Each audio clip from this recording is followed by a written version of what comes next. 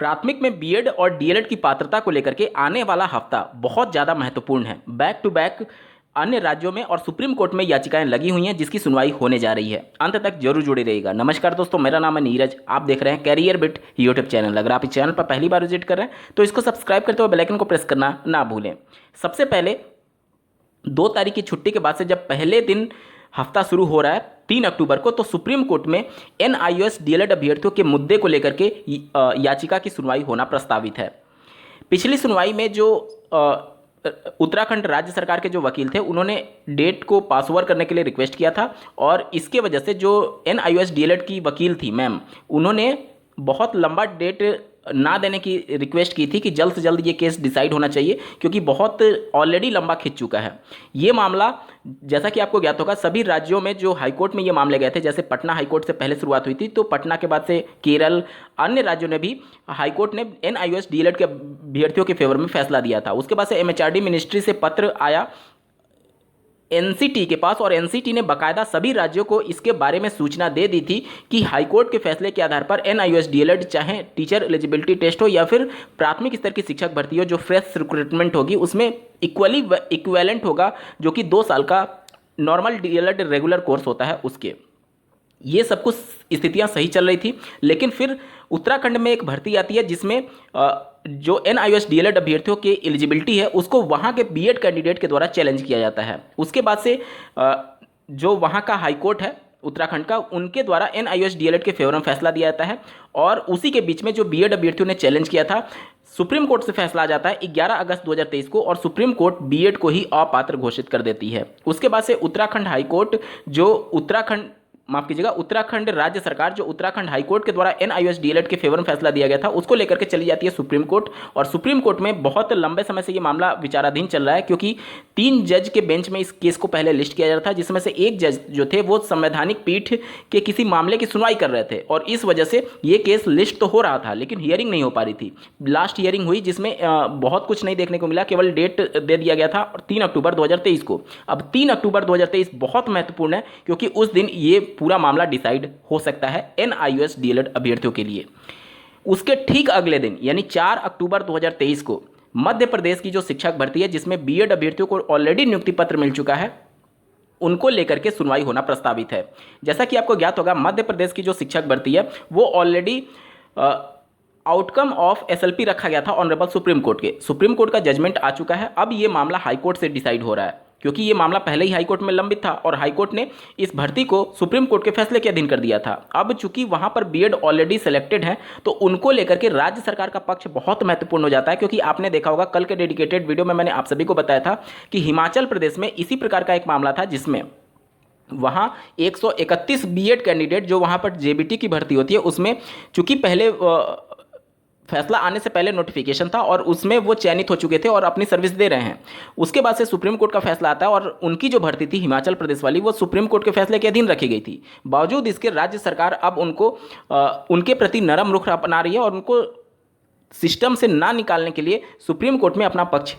रख चुकी है, माफ़ कीजिएगा, हिमाचल प्रदेश हाईकोर्ट में अपना पक्ष रख चुकी है। अब हिमाचल प्रदेश हाईकोर्ट में जो वहाँ के जेबीटी कैंडिडेट हैं, यानी जो डीएलएड वाले कैंडिडेट हैं, वो अपना पक्ष रख रहे हैं कि फिर इस तरीके तो फिर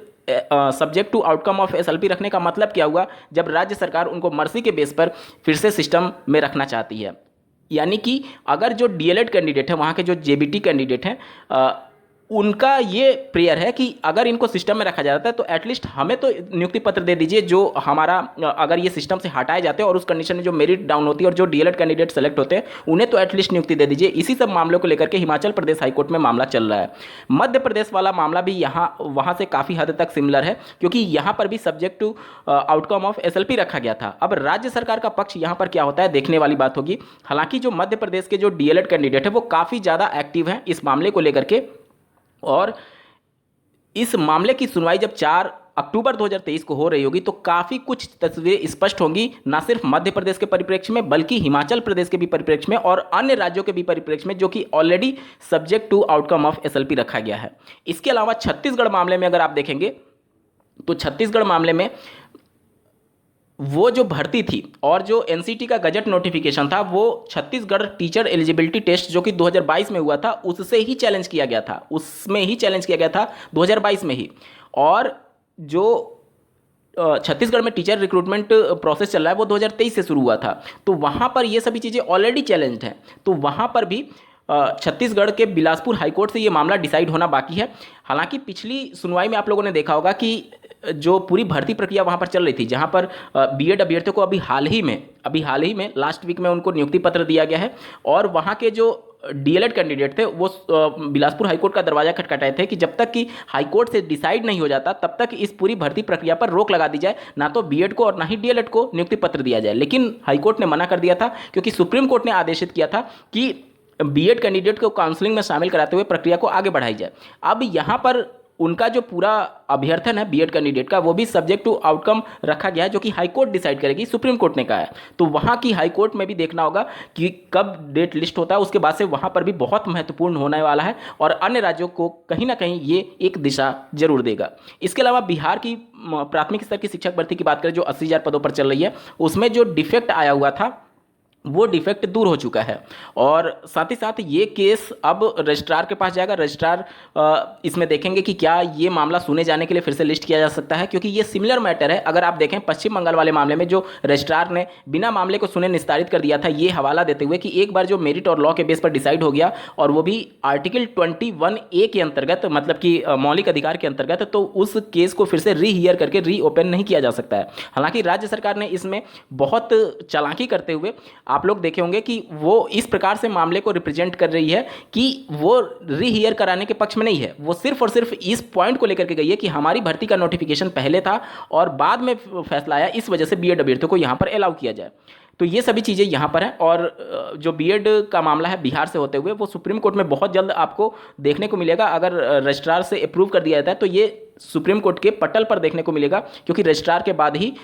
ये बेंच में फिर से लिस्ट किया जाएगा। इसके अलावा आप लोग के मन में डाउट आ रहे होंगे हिमाचल प्रदेश को लेकर के, क्योंकि हिमाचल प्रदेश से एक लेटर भी इस समय वायरल हो रहा है, जिसमें यह दावा किया जा रहा है कि बीएड कैंडिडेट अब प्राथमिक पे एलिजिबल नहीं होंगे। देखिए, जो मैंने आपको कोर्ट के बारे में बताया, हिमाचल प्रदेश हाईकोर्ट के बारे में, वो पिछली भर्ती की मामला था। अभी हिमाचल प्रदेश में टीचर एलिजिबिलिटी टेस्ट होने जा रहा है, उसमें बीएड अभ्यर्थियों को राज्य सरकार ने अलाउ नहीं किया है। कहने का मतलब कि जो भविष्य की भर्तियां हैं उसमें तो राज्य सरकार बोले ही रही है कि हम बीएड को अलाउ नहीं करेंगे, ठीक है, सुप्रीम कोर्ट के फैसले के अधीन अंतर्गत। लेकिन जो पहले की भर्ती, जो 131 बीएड कैंडिडेट सिलेक्ट हुए हैं, उनके संबंध में उन्होंने हाईकोर्ट में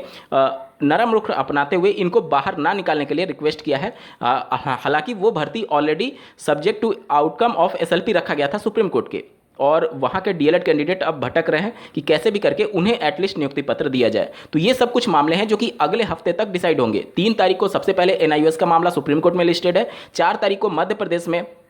बीएड अभ्यर्थियों की जो ऑलरेडी चयनित हो चुके हैं और जो सिस्टम में है, जो सर्विस दे रहे हैं, उन पर सुनवाई होना बाकी है, क्योंकि वो भर्ती ऑलरेडी आउटकम ऑफ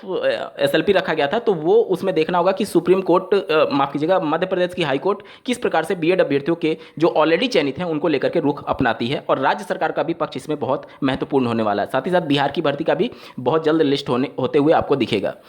इस वीडियो को देखने के लिए आपका बहुत बहुत धन्यवाद। भगवान करे आपका दिन शुभ हो।